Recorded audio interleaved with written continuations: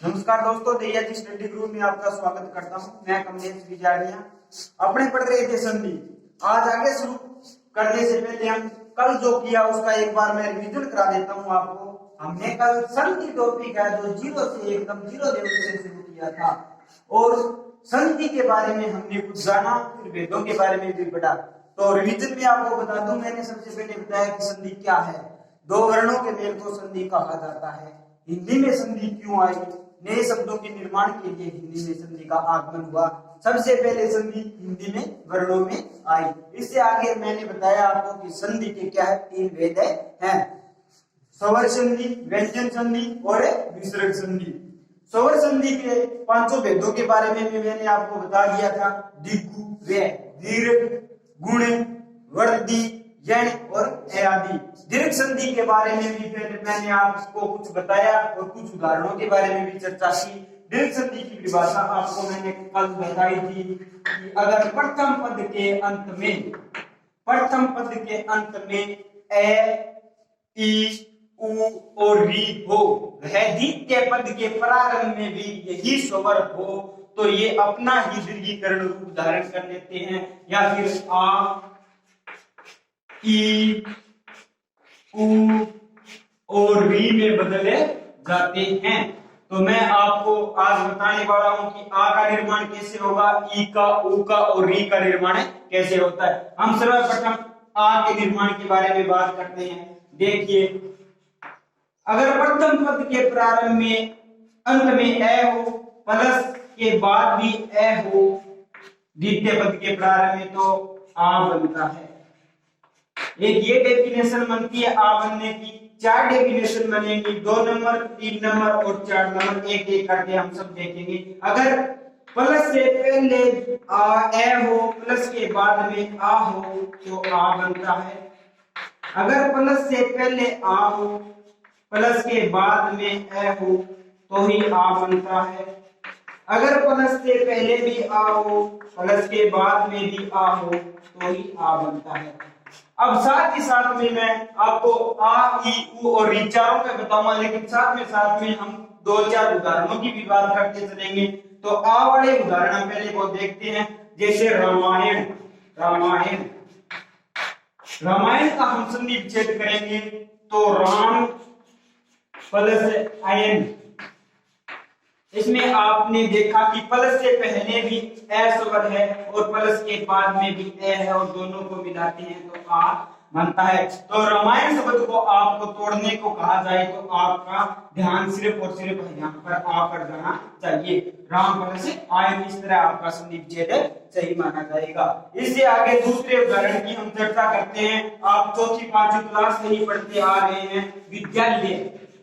विद्यालय शब्द है मेरे दोस्तों, आपको बताने की आवश्यकता नहीं बननी चाहिए, लेकिन फिर भी मैं आपको बता रहा हूं।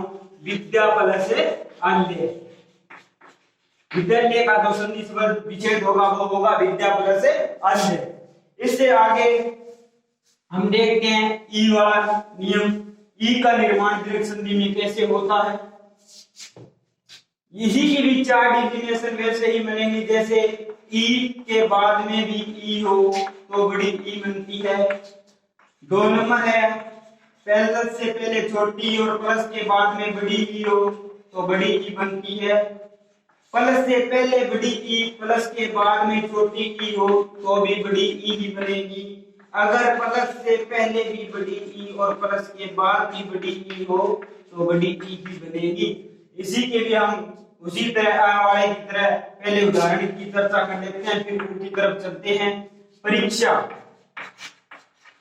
परीक्षा का आप संधि विच्छेद करोगे तो परी प्लस इच्छा आएगा।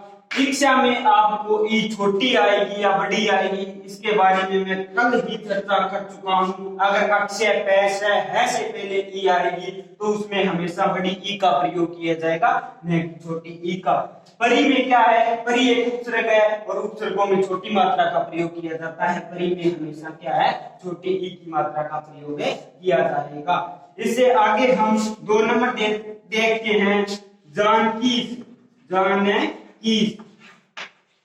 अब जानकी शब्द का आपको संधि विच्छेद के बारे में पूछ लिया जाए तो आप करोगे जाने की।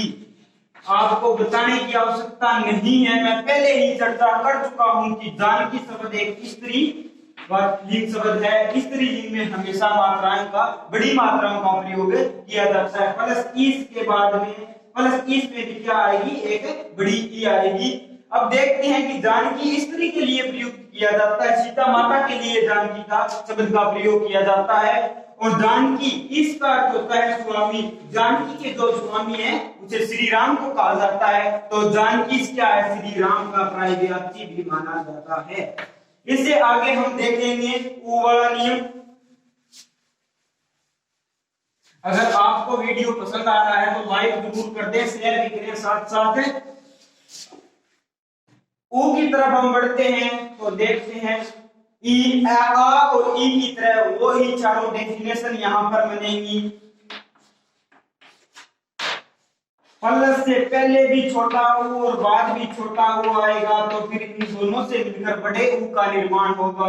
प्लस से पहले छोटा ऊ, प्लस के बाद बड़ा ऊ तो बड़े ऊ का निर्माण होगा। प्लस से पहले बड़ा ऊ, प्लस के बाद छोटा ऊ तो भी बड़े ऊ का निर्माण होगा। अगर प्लस से पहले बड़ा ऊ है और बाद भी बड़ा ऊ है तो भी बड़े ऊ का निर्माण होगा दोनों से मिलकर। हम उदाहरण की बात करते हैं तो भानुद्य, भानुद्य, भानुद्य का संधि विच्छेद करना हो तो हम इस तरह करेंगे, भानु प्लस उद्य।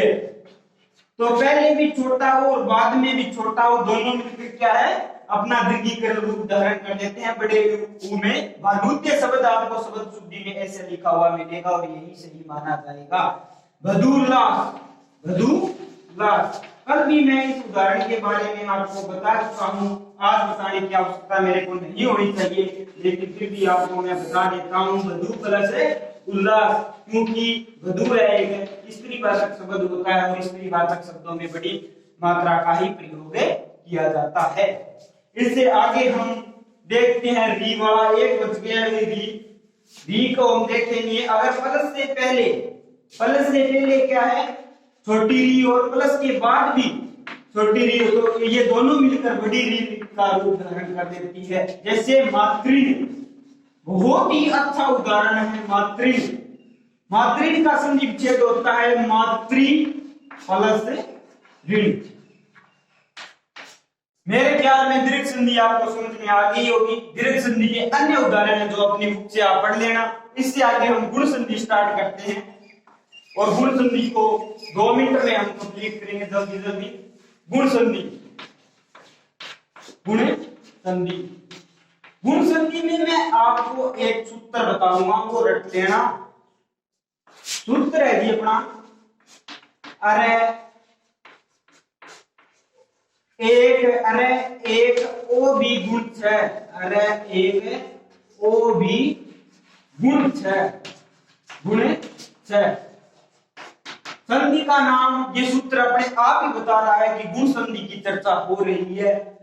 इस संधि में एक तो अर का निर्माण होता है, एक ए का निर्माण होता है, एक ओ का निर्माण होता है। सबसे पहले हम अर के निर्माण के बारे में चर्चा करते हैं कि अर का निर्माण किस तरह होता है। आप देखिए मेरे दोस्तों, बोर्ड की तरफ ध्यान देना। अगर प्लस से पहले ए हो, प्लस से पहले ए हो और प्लस के बाद में री हो तो हमेशा अर बनता है। अगर प्लस से पहले आ हो और प्लस के बाद में री हो तो भी अर बनता है, न कि आर बनता है। अभी हम एक एग्जांपल लेकर इस बात का स्पष्टीकरण करेंगे कि आ प्लस री बनने से अर बनता है, ना कि आर बनता है। जैसे हमारा उदाहरण है देवऋषि।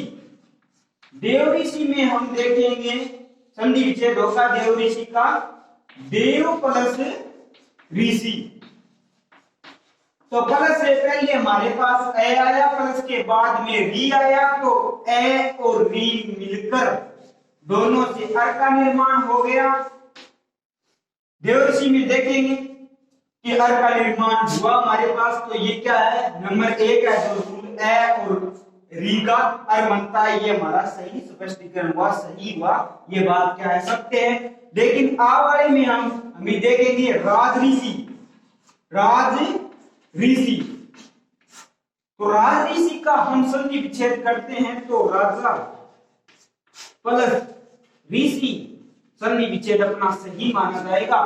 लेकिन जब दोनों का संयोग होता है, शब्दों को जोड़ा जाता है, तो क्या होगा? राजऋषि बनेगा। अर्थ का ही निर्माण हुआ ना, राजऋषि शब्द सही होता है, नहीं कि राजा ऋषि। शब्द शुद्धि में राजऋषि को सही माना जाता है, राजा ऋषि को सही नहीं माना जाता है। अगर इनका संधि विच्छेद करते हैं तो राजा प्लस ऋषि सही माना जाएगा। इससे आगे हम देखेंगे कि ए का निर्माण गुण संधि में किस तरह होता है। ए के निर्माण के बारे में हम चर्चा करेंगे। अगर प्लस से पहले ए हो और प्लस के बाद में ई हो, चाहे वो छोटी ई हो या बड़ी ई हो, तो क्या बनता है? ए बनता है। प्लस से पहले आ हो और प्लस के बाद में छोटी या बड़ी ई, दोनों में कौन सी भी हो तो भी ए बनता है। हम दो उदाहरणों की बात करेंगे ए वाले नियम में। राकेश सुना हुआ शब्द है, हम हर दिन में 2-4 बार सुनते रहते हैं। तो देखते हैं राकेश का राका प्लस ईस होगा। तो हमने देखा कि प्लस से पहले आ है और प्लस के बाद में बड़ी ई है, दोनों मिलकर ए का निर्माण कर रहे हैं। अब देखते हैं गणेश, भगवान गणेश को तो आप सभी जानते ही हो। गणेश का क्या होगा? गण प्लस ईस, प्लस से पहले ए है और प्लस के बाद में ई है, ए का निर्माण हो रहा है। इससे आगे हम बढ़ते हैं और देखते हैं ओ का निर्माण गुण संधि में किस तरह होता है। ओ के निर्माण के बारे में हम चर्चा करते हैं। अगर प्लस से पहले ए हो, प्लस के बाद में ऊ हो, तो क्या बनता है? ओ बनता है। अगर प्लस से पहले आ हो, प्लस के बाद में ऊ हो, तो ओ बनता है। अगर प्लस से पहले ए हो, प्लस के बाद में बड़ा ऊ है, तो भी ओ बनता है। अगर प्लस से पहले आ हो और प्लस के बाद में बड़ा ऊ हो, तो भी हमारा ओ बनता है। इससे आगे हम उदाहरण की बात करते हैं। तो अपना उदाहरण है ज्ञानोदय।